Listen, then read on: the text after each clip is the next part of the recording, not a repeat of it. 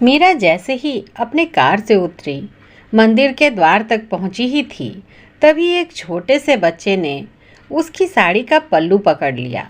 Mummy, तुम मुझे छोड़कर क्यों चली गई? मीरा अपना पल्लू छुड़ाकर बोली, अरे कौन हो तुम और क्या बकवास कर रहे हो?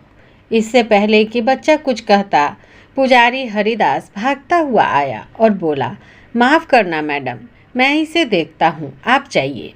मीरा तेज कदमों से आगे बढ़ गई। द्वार पार कर आगे जाते समय उसने एक बार पलट कर देखा। पुजारी हरिदास उस बच्चे को भगा रहा था, लेकिन वह बार बार अंदर जाने की जिद कर रहा था।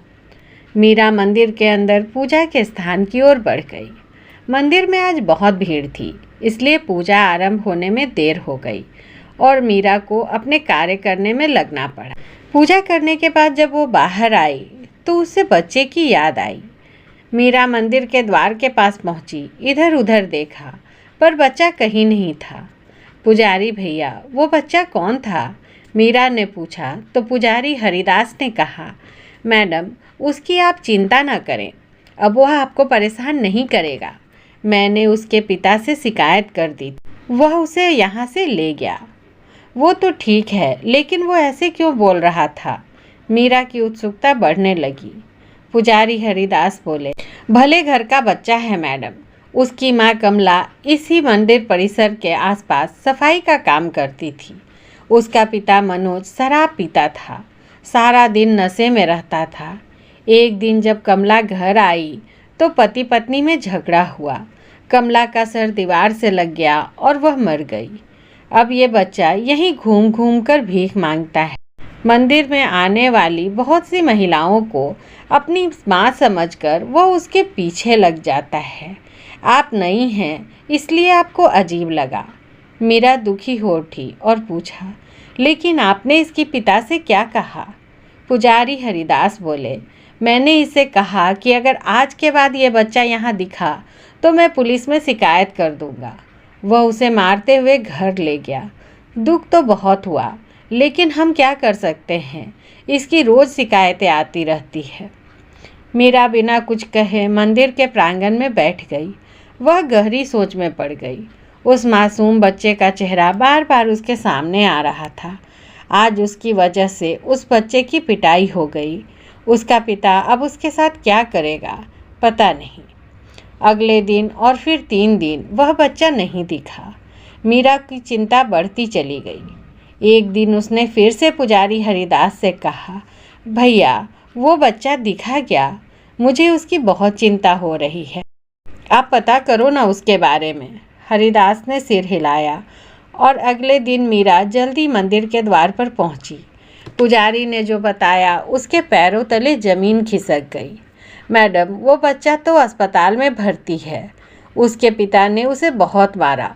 वह डर और मार न सह सका और बेहोश हो गया। पड़ोस के कुछ लोगों ने उसे अस्पताल में भर्ती करा दिया।